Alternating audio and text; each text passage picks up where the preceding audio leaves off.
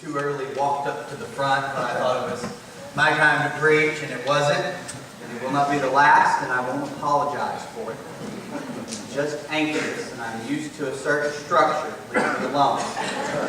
Today is Groundhog Day. I hope you celebrated it with your kids this morning, told them what it meant. This is the holiday that when we are the ancient people and they are studying the dead English language, they will say, now that one was a weird one. That will be the official scholarly stance on Groundhog's Day. What's funny, and I bring this up only because it sets the scene for our sermon, it's funny to me is if it was just an idea that we said, well, you know, the groundhog comes out of his hole today, he checks his calendar, sees it's February 2nd, comes out, sees if he can see his shadow, and determines winter. But there's like actually a ceremony with people standing and they hold it up, and this is news. They show it on news stations.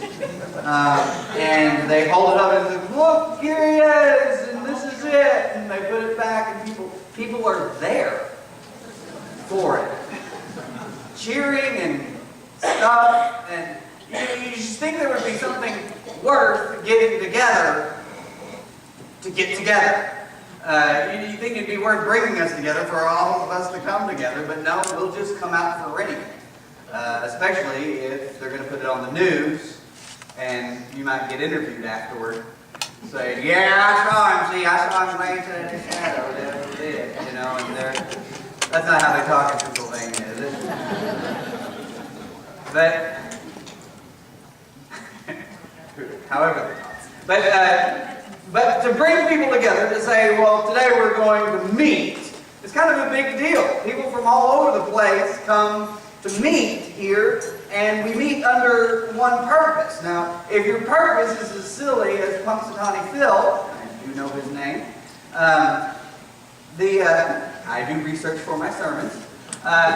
If your purpose is is for something silly, then it's not going to feel that meaningful. And sometimes that my church doesn't feel all that meaningful is because if you come just because this is what you do, that's what mom and daddy did, or if you come because this is the church that makes me feel right, and this is the church that's got it all together, or if you think that about this church, you are gravely mistaken. We do not have it all together, and we do not have it all right, and we will not apologize for that either. We do believe that Jesus has it all together, and He has it all right, and we will follow Him. But if you come just because that's just sort of the thing you do,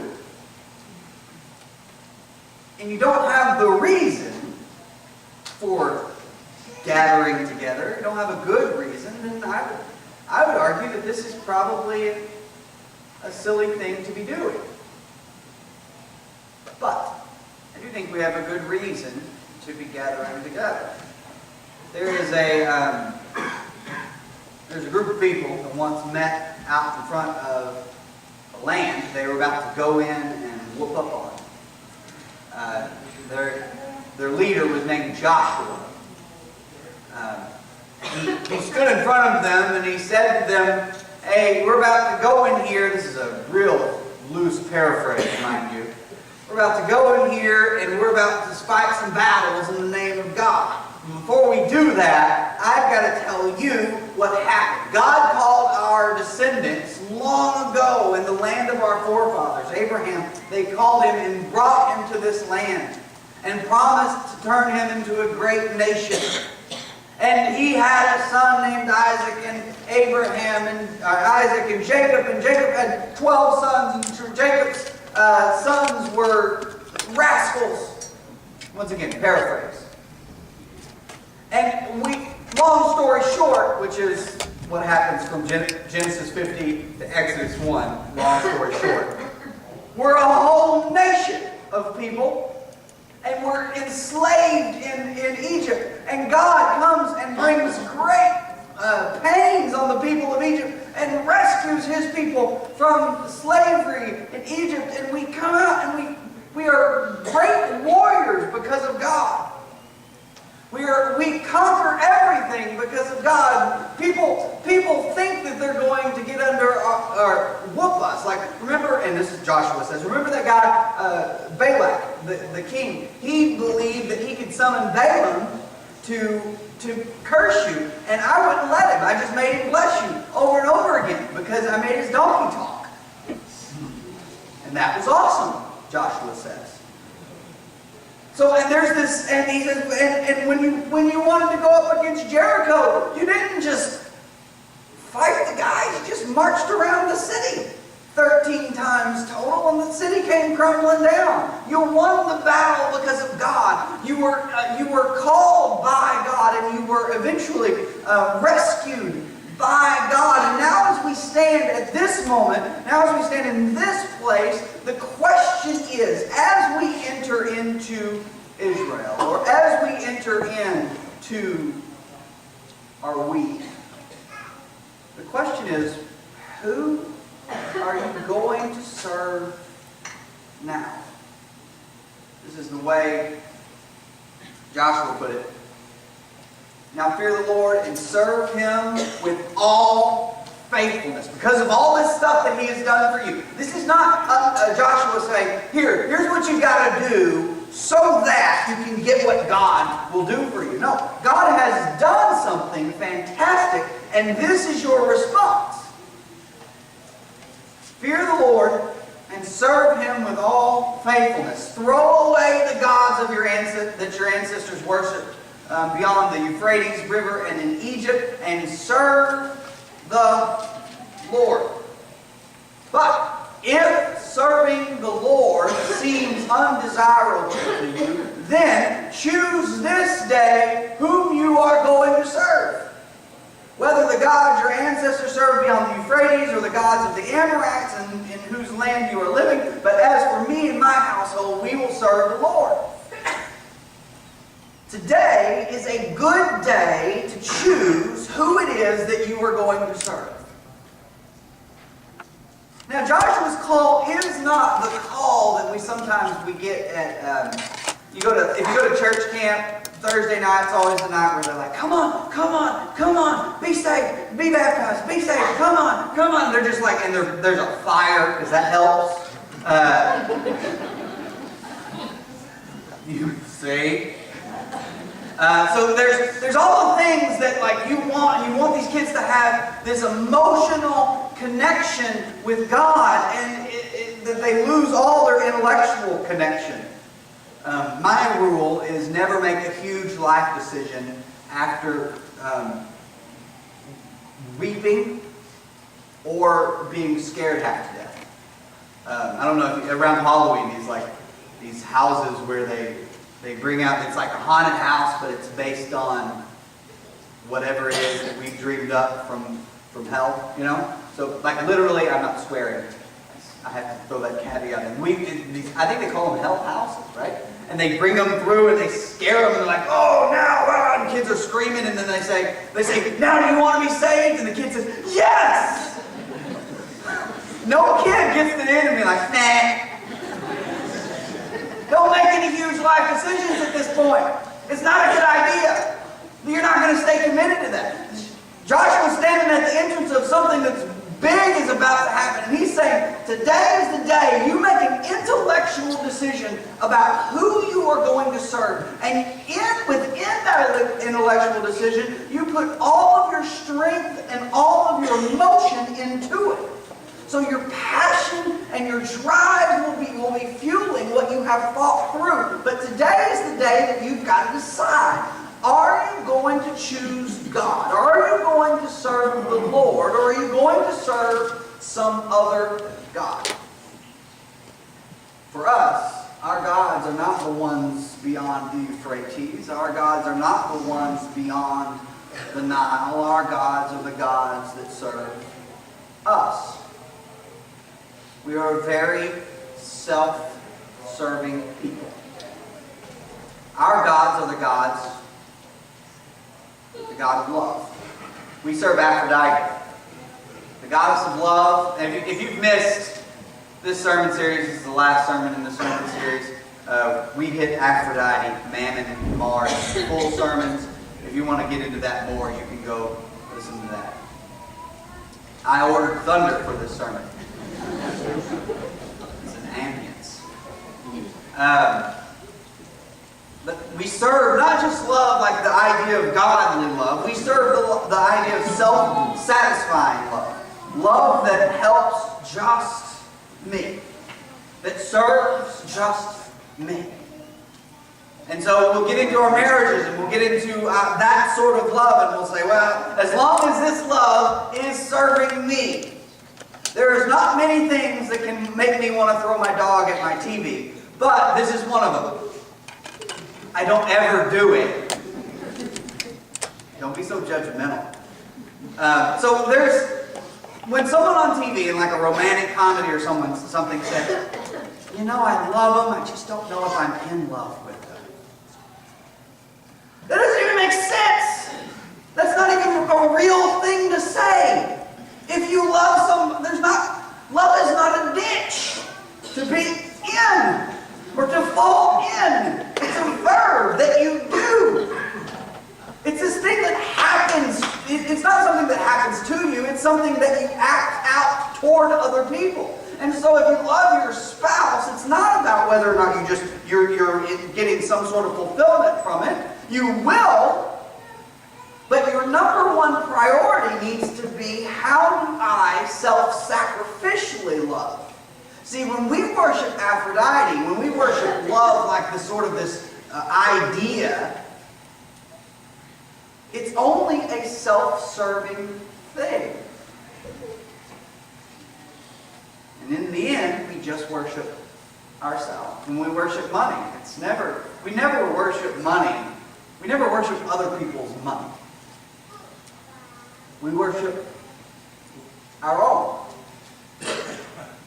We worship the idea of money.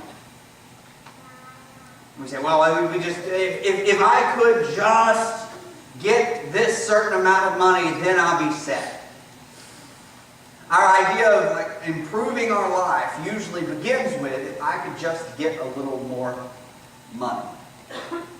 And we worship that God, but when we worship that God, in the end we're just worshiping ourselves. We worship power.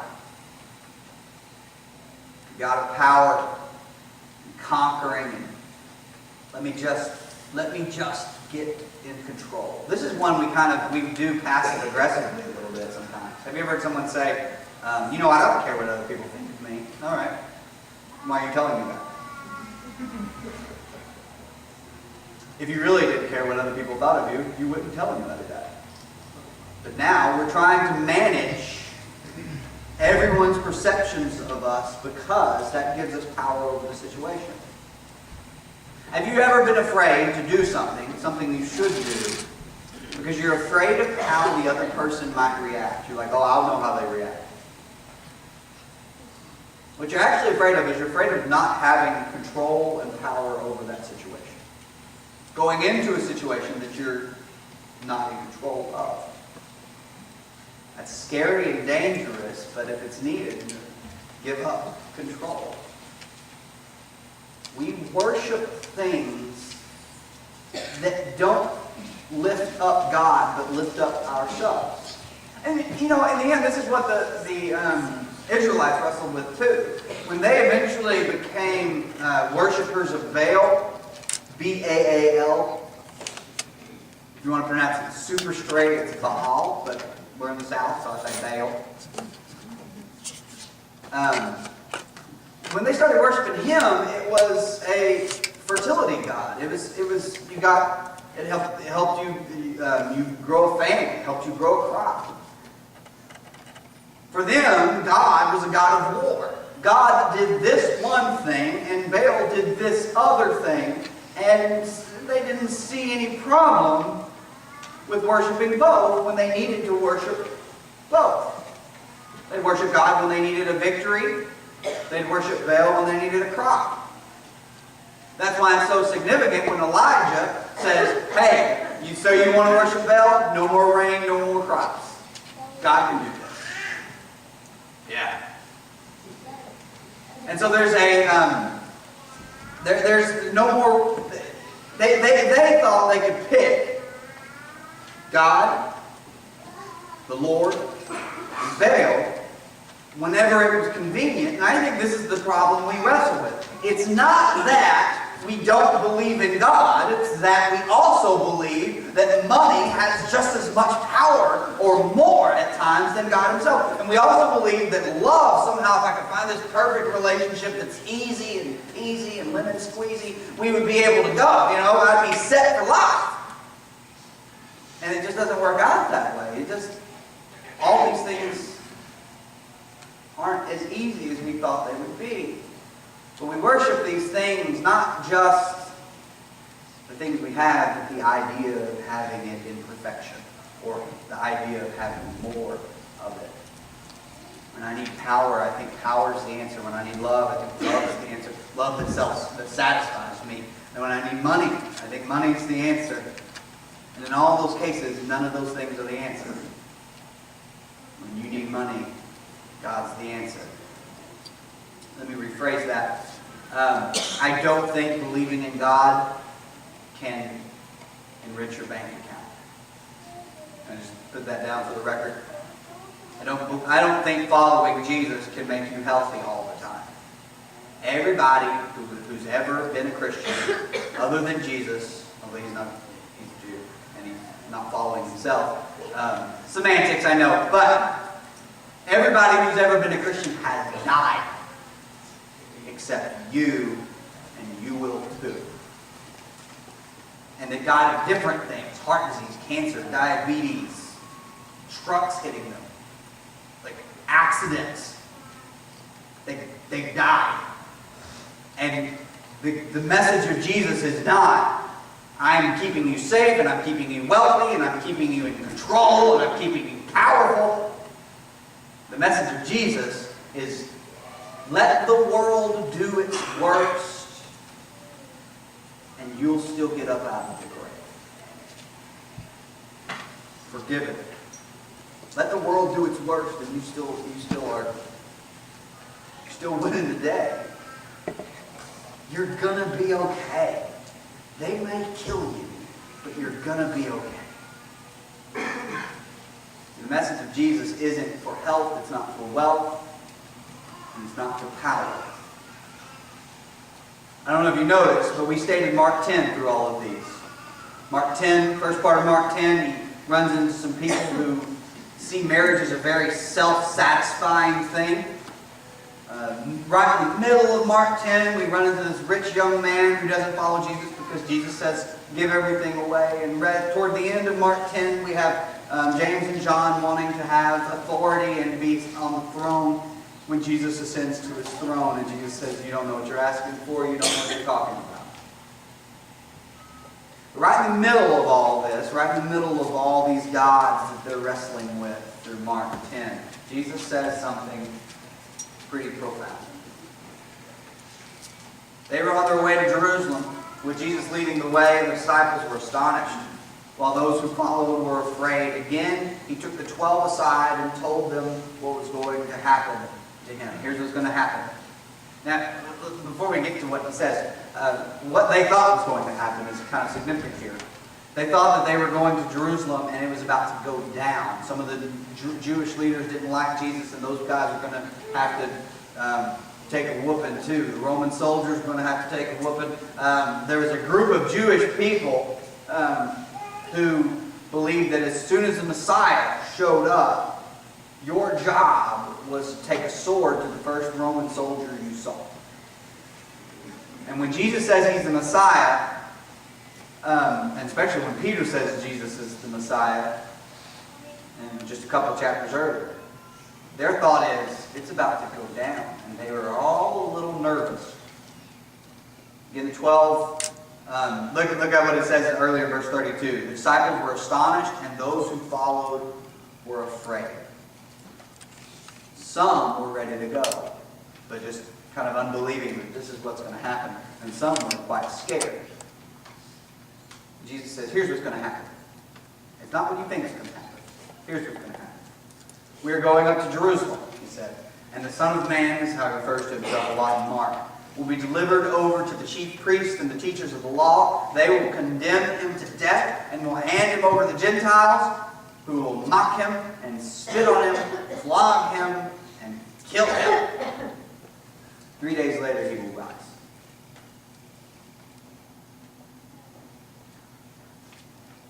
And this is exactly what happened. I believe that Jesus had suffered at the hands of his own people, that Jesus suffered at the hands of the Roman government, and that he died a brutal death on a cross. And 3 days later, he rose. Can money do that for you? Can the magical idea of love that is promoted in our society do that for you? Not godly love, but selfish love. We talked about eros and feelings. Can it? Can power do that? Steve Jobs died last year, or maybe the year before. Time flies.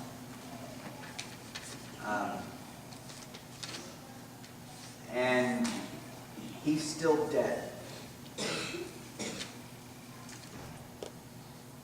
Nothing against Steve Jobs. I'm actually a fan. But he's still dead. There are people who would follow Steve Jobs to the ends of the earth. We all did. We joked about this before, but he just waved the exact same thing in front of us and said, "It's a little different," and we all spent the $300. Here's a new... Steve Jobs was the CEO of Apple for a while. Sorry, I assume that was common knowledge. It's not. Waved that iPhone in front of us and we all said, yes, I need that.